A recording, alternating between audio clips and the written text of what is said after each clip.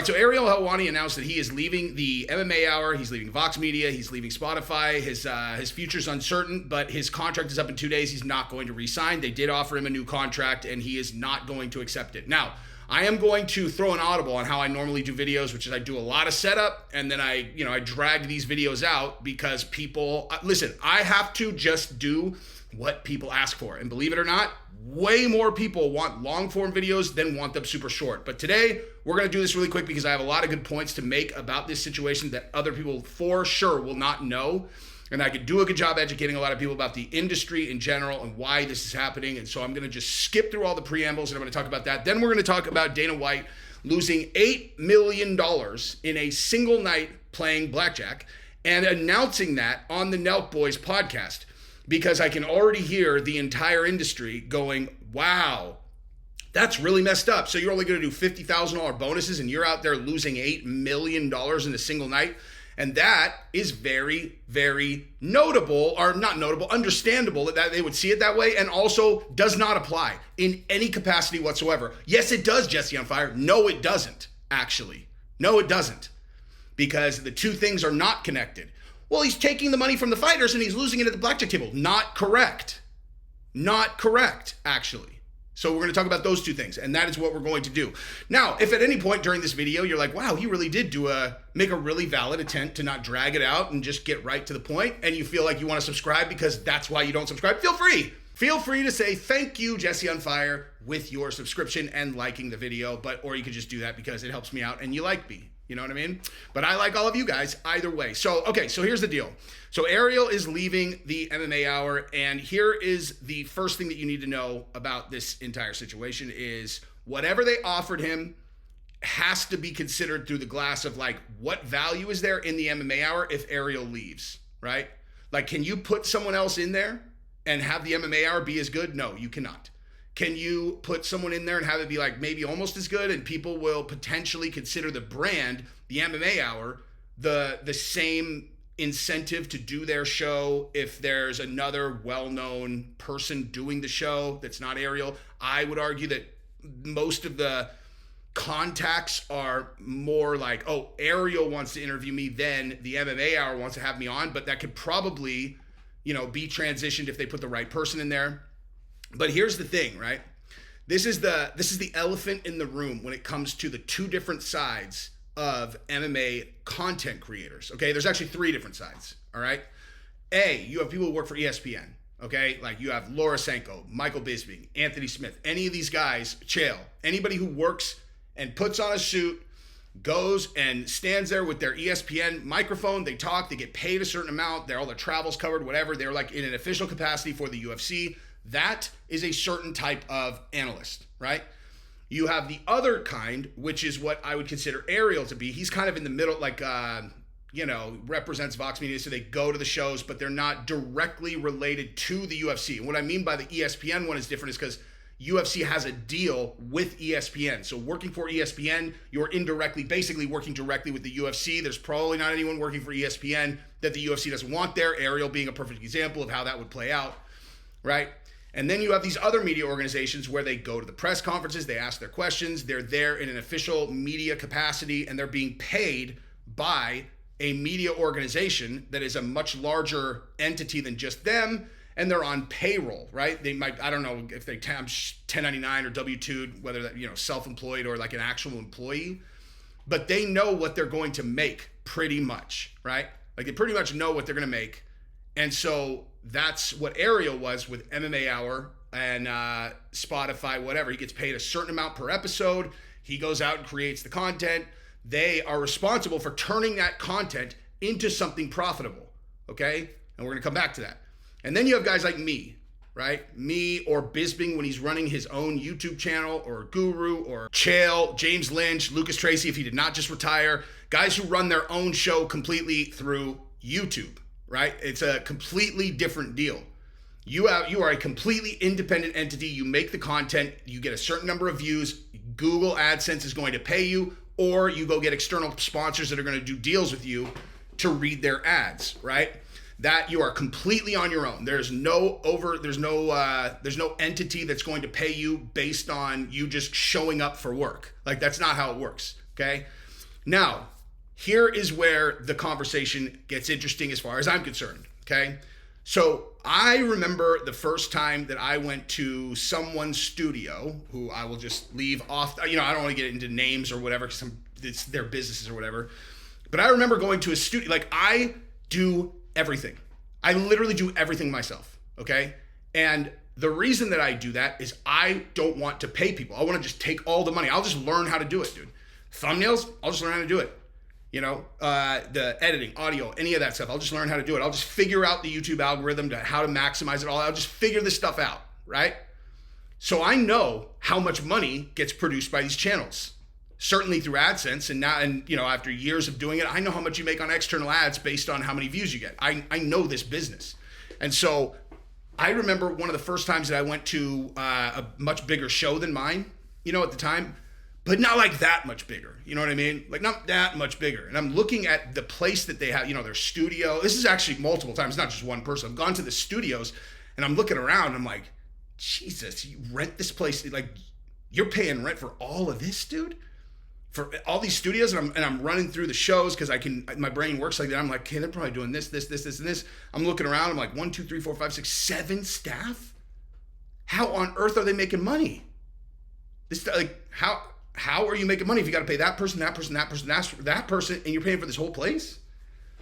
How on earth are you making money? It doesn't make any sense to me.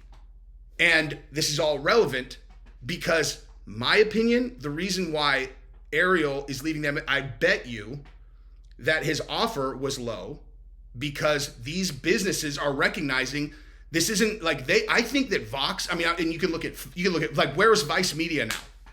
I think that people think that the reason why Vice Media was valued at $1 billion and now is basically bankrupt is because they put out garbage content, which is partially true. They did put out garbage content, but that's not the only reason why they're bankrupt.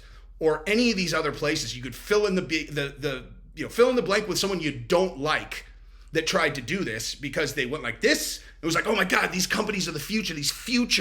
The future of entertainment is in these, organizations that make content. They distribute it through podcasts and through YouTube, whatever. And they were getting these enormous investments and enormous valuations. And that was certainly not based on what they were making at the time. They were projecting that they were going to become the new mainstream media, which is true. However, the difference, right? The difference is like this form of media is so inexpensive to make that people will take less money for advertising dollars, right? It's like, so think about it like this. If you want to reach 200,000 viewers, okay, and your only option for reaching 200,000 viewers is you have to go through a business that has spent, I don't know, whatever, $20,000 to produce an episode, and they have this many, okay, like they have to charge that person or that entity based on the cost for them, right? Like that dictates the market. You can charge X, but it's going to be based on what we spent. Okay, well, the problem is that those big entities that still have the cost of a regular network are competing with me. They're competing with me. And their numbers are not very much better than mine, if not better. And in some cases, mine crush theirs, right? Now, I have no overhead at all. So if someone comes to me, and as an example, they're like, hey, we want you to do 8 spots next month for $15K. I'm like, okay. No negotiation instantly. Like, cool. So I'm gonna make $15,000 extra dollars in September reading 8 ad reads for one company. Yeah, I'm gonna take that in a heartbeat, right? I actually just did do that. So take that and then compare it to MMA Hour, right? And it's like, okay, yeah, we'll give you 15 grand for 8 ad reads. And they're like, 15 grand? They're like, that's what it costs us to produce 2 shows. How are we gonna do 8 ad reads? Like, how are we going to make any money on that? It's like, you're not going to. That's exactly right. You're not going to. And so the market has completely changed. So when these deals were originally being done 5, 6, 7 years ago, they were still in this wide-eyed moment where they thought that this was going to turn into where they could charge network money. It's not. And so the money isn't there, right? So like people who are in that paradigm are going to find out that this idea that there's going to be this big contract for them, it's not going to happen unless they are one of like Like, do you understand how few people get these huge podcast deals? And you understand what their viewership looks like? You're talking millions of downloads every single time, okay? Now, just as an extra piece of information, since we're talking, but that's what's going on. They're not giving him enough money. And it's not because of Ariel, because he probably does have the best show in MMA. But it's just not, like, how are you going to make a studio show profitable if you have to pay Ariel all of that money, right? All of the money just comes, the money comes to Vox the same way it comes to me as an individual, okay? And they have to pay everybody. I just put that shit in my pocket. Like, if you think, you know, it's like, oh, MMA Hour is crushing Jesse on Fire. Bullshit, motherfucker. No, they're not. You might beat me on views, you might beat me on revenue, but I'm fucking crushing you on profit, destroying you on profit, absolutely annihilating you on profit. And so is Guru, so is Lucas Tracy, so is anybody who is on their own. We're fucking deep dicking you, destroying these companies, fucking their mouth, destroying their businesses. Simple as that, because we have no overhead whatsoever. And that's why they can't charge what they would need to charge to make that business model work, is because people with talent figure it out. And then we make our own stuff. And we're like, so as the landscape changes, make no mistake, that's because of people who have grind and balls like me, Guru, Lucas Tracy, and any of these other guys that figured the game out on our own and then deep dick the big companies. That's why. Straight up. I'm not saying that there's not more talented people or there aren't many other talented people, but those people are still working in the old paradigm, which is not going to be there. It's just not, dude. Not in the way that they do it, at least not if they want to make money. Now, after editing, I realized I needed to clarify what I'm saying. I'm saying that if you are a big company and you produce content, but your main form of distribution is through YouTube, Spotify, or another type of platform that someone can just create their own content and upload to, you are competing against people who can create equally informative content, probably just as or more entertaining, and that costs them nothing to make. Are you going to win that battle? No, you are not going to win that battle. It's unfortunate for people who want to have a consistent, known, like, I have a paycheck. Like, that's unfortunate, but it's, you know, for people like us, it's much better because it's like, all right, you know, I am completely willing to take these guys on at this tremendous advantage that I have versus them. Now, Ariel has tons of talent. He has tons of contacts. He can make better content than me if what people want to see is interviews. I'm not saying that I'm going to beat Ariel. I'm talking about the big companies that have previously hired Ariel. Now, the reason why I intentionally started in MMA and expanded into, you know, other things that I'm doing now, which was always my plan, which is why I called myself Jesse on Fire, not like MMA whatever or Jesse on whatever, is because I want to get into bigger markets. MMA has a ceiling. I always knew I wanted to do this niche, drive into other markets. So just because I'm doing it by myself doesn't mean I don't have a fucking plan. I always had a plan. Anyway, so that is why. And I'm sure Ariel fucking crush it, dude. If he's doing his own stuff, if Ariel does his own stuff, you know what I mean? Like, I mean, again, let me just say this though. If to have a show, if he thinks that having a show requires those guys to be on site and he has to fly them in, you know, you got to fly them in, put them up, whatever. Dude, I'm telling you, that'll eat into your money. You know what I mean? It's like the numbers are tough to deal with as soon as you start having to pay people or pay for things. Anyway, so that's what's going on there. And now, speaking of money, we are going to move on to Dana White losing $8 million in one night.